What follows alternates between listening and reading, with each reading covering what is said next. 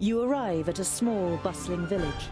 One thing is clearly missing from the lively scene: the sound of metal on metal from the village smithy that would normally be heard above everything else at this time of day. A dour, grim-looking man is sitting in front of the forge with his right arm in a sling. His expression brightens as he sees you, and he jumps to his feet. Dear Dwarves, could I interest you in helping me in my workshop for a day? The man's expression is somewhere between desperation and hope. As you don't answer immediately, he continues. You will, of course, be royally rewarded for your work. I can offer you 100 gold pieces.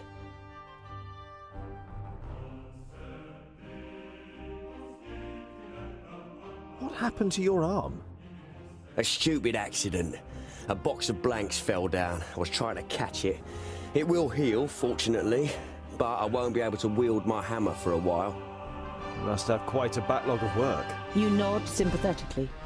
You always felt bad if you were ill or couldn't work in the forge for some reason or other. Loads. But if what I hear about the metalworking skills of the dwarves is true, it will be easy for you to manage it in a day.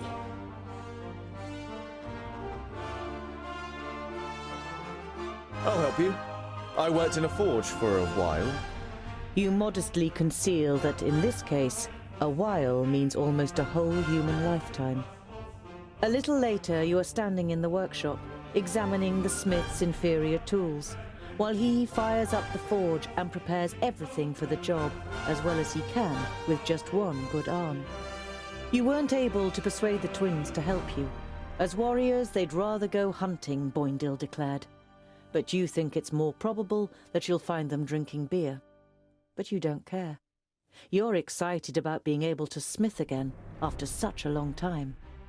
Hours later, you have forgotten everything around you. The heat of the forge, the sweat on your warm skin, the play of the flames. You're in your element and work as if in a trance. The smith left the workshop ages ago with a satisfied grin on his face. Oi, I'm talking to you. You look up in surprise. Everything but the beating of the hammer had ceased to exist, and you didn't notice that someone has come in. Can you do it? You immediately dislike the middle-aged man. He sounds you out so doggedly with his light grey eyes that it feels as though he wants to look right through you and into your deepest thoughts. The man points to two horses. Those two, in 1 hour.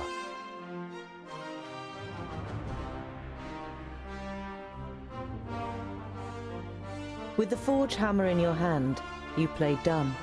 You blink and look back and forth between the horses and the man. What's the deal with the horses? You expect the man to fly off the handle, but you feel even more uneasy when he asks you quietly and very slowly to please re-shoe the two horses.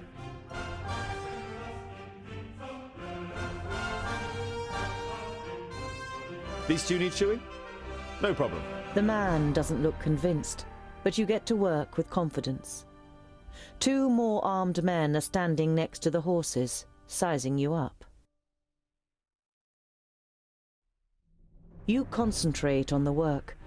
The only sound you hear is the melodic beat of the hammer against the anvil. You keep track of the armed men out of the corner of your eyes. You suspect they are mercenaries. While you're fitting the third horseshoe, another armed man enters the forge and speaks in hushed tones with the leader of the group. He's the only one here. The man nods in your direction, and you quickly shift your attention back to the work. You play it cool and complete the work. As the leader of the mercenaries pays you, you have the feeling that he is trying to transfix you with his eyes. The men leave the workshop without a word. So, you're mercenaries, I take it? You're only trying to engage in conversation, but the man looks at you incredulously, as if he didn't expect dwarves to be able to talk. Something like that. Got lots of work? Oh, do you know anything about the armies of orcs from the south? We can't complain. The man's tone makes it clear that the conversation has ended here. You carry out the work in silence. As the leader of the mercenaries pays you, you have the feeling that he is trying to transfix you with his eyes. The men leave the workshop without a word. The men join a larger group of horsemen, more than a dozen, outside the village. You stay hidden and listen. Not here in the village. Go. Search the road between here and Clintal again. The other mercenaries nod and the group rides off. You can't make head nor tail of what's going on here, but you don't like it. You tell the twins about your encounter, and they decide to be especially vigilant over the next days. You spend the night in the smith's house and move on the next morning.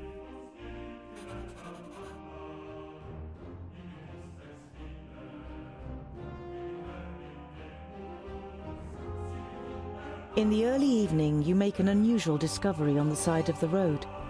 A colourful trader's wagon has been carelessly abandoned, with not a soul in sight. I don't like the look of this one bit, Boindil. You take a look around there, I'll stay on this side. Tungdil, you check the surrounding area, and be careful.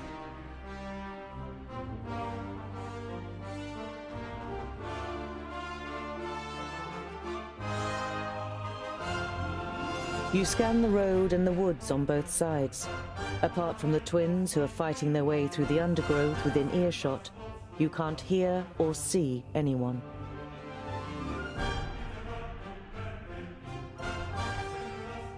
The wagon itself isn't damaged, nor is the drawbar, but the belts and leashes that normally hold the draft animals have been cut clean through.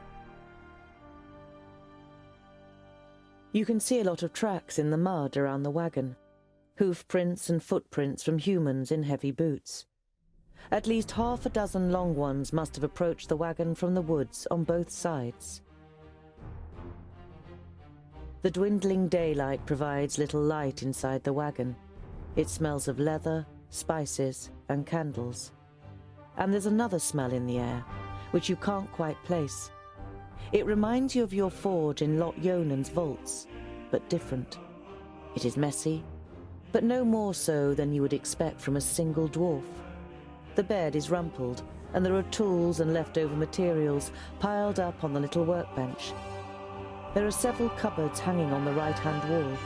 At the end of the wagon, there's a large wardrobe, and next to the door on the left is a heavy wooden chest with rusty metal hinges. The smaller cupboards are piled high with a multitude of tins and boxes, all filled with odds and ends that the trader offered for sale to customers on his trips. Nothing of real interest. You reach for the knob of the wardrobe, and then stop. The rug in front of the wardrobe squelches as you step on it, as if you had stepped in a puddle.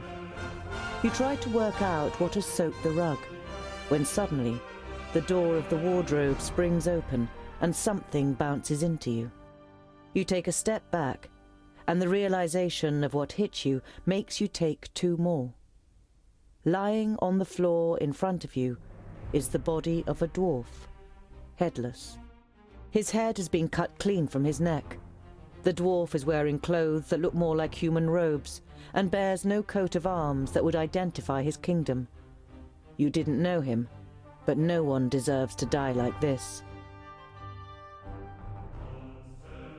His head is being cut off cleanly, probably with a sharp blade. A quick glance in the wardrobe confirms what you already suspect. The dwarf's head is nowhere to be seen. As you try to lift the lid of the chest, you realize that the lock has been broken out of the wood. You open the lid and look inside. Amongst clothes and some empty boxes, you find a loot case and a beautiful loot of the kind that humans build, as well as a bag of bread and cured meat. You take the loot. You can't play, but an instrument like this is worth good gold. You take the bread and the cured meat. The extra provisions should keep you going for a few days.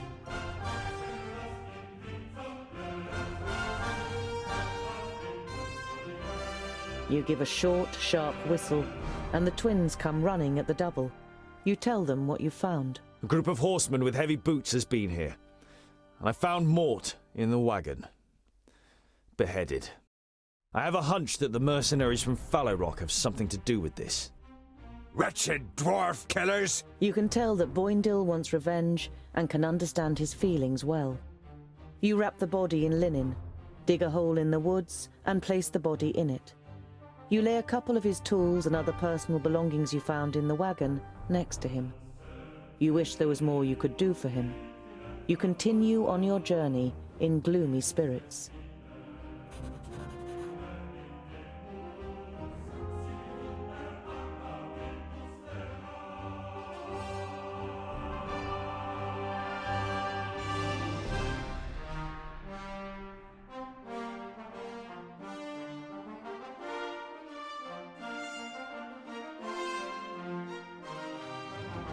You come across an orchard next to a farmstead and surrounded by several fields of wheat. You don't see anyone working in the fields, but there's a young man lying under an apple tree. He has his legs crossed and a straw hat is covering his face.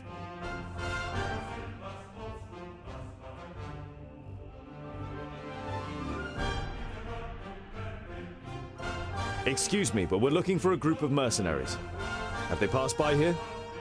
The young man is startled. He must have nodded off. He looks around anxiously. When he sees you, the fear disappears from his face and is replaced by curiosity. It seems to you that the man is sizing you up. And if I answer, what's in it for me?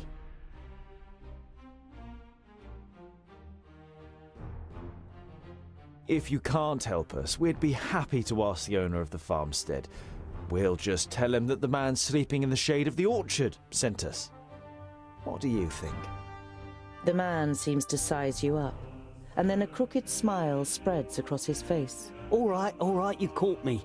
The people rode northwest. But please don't tell Father Mullen. There's no reason for that if you told the truth. So, northwest, you say? You continue on your journey, while the lazy labourer sinks back into the grass.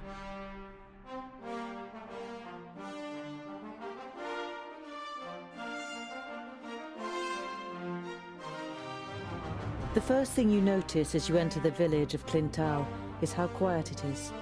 There is hardly a soul in the streets, and the few people you do see immediately disappear into their houses as you get closer. Boindil draws his axes, and Boendal his raven's beak. Something's not quite right here. Be alert. You walk on until you reach the village square. Without a word, men enter the square from the left and the right, cutting off your way. You recognize the leader of the group of mercenaries, looking you over with a satisfied expression. Standing next to him is a frail man with greying hair, who doesn't seem able to cope with the situation. He tries several times to say something, but can't find the right words.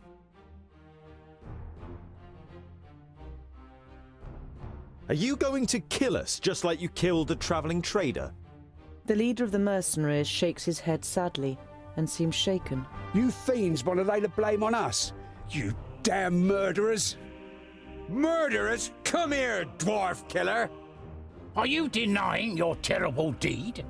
You were seen murdering poor old Mort, one of your kind in cold blood. The old man points unnecessarily to the leader of the mercenaries.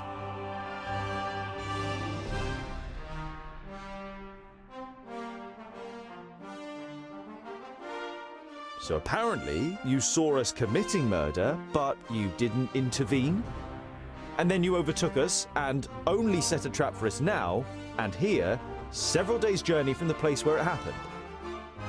Your story doesn't seem to make much sense. We knew that the good people of Clinton would stand by us in confronting you. Mort was well known and respected around here. But how did you know that we would come to Clinton of all places? If you were really tracking us, that wouldn't have been possible. But if you, on the other hand, were the ones being tracked, then it would have been easy for you to steer us into this trap. He does have a point, Medarin. Why did you? The village elder stops mid-sentence as the leader of the mercenaries draws his sword. The village elder turns from the mercenary to look at you, and then gives his men a signal to withdraw.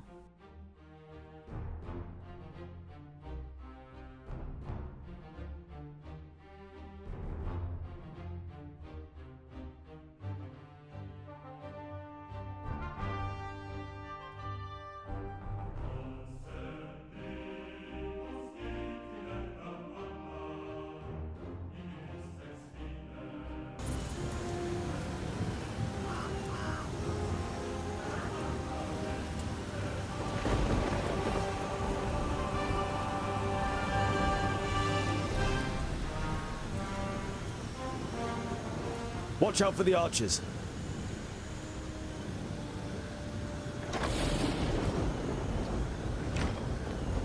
What is it? Understood. Huh? Yeah! Yeah! Huh? Yes? Huh? As good as done. What is it? Huh? Yes? Huh? Yes, yes! So, What is it? Huh? yeah! And what now? And again.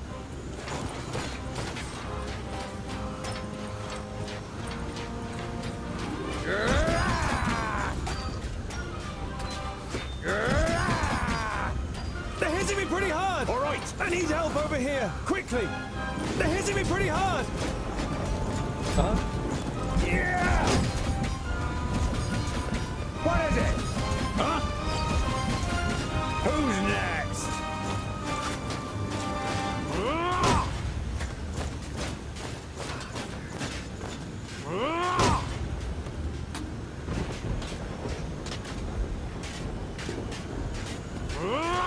Huh? Yes? Huh? Huh? At once.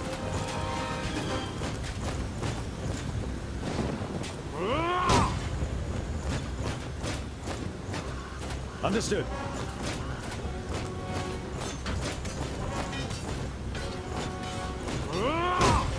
Huh? Yeah! Yeah! Yes? I'll be ready soon.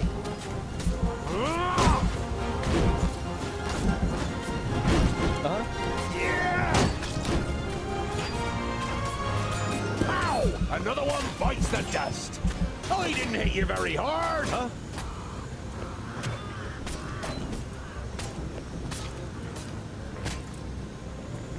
Yeah!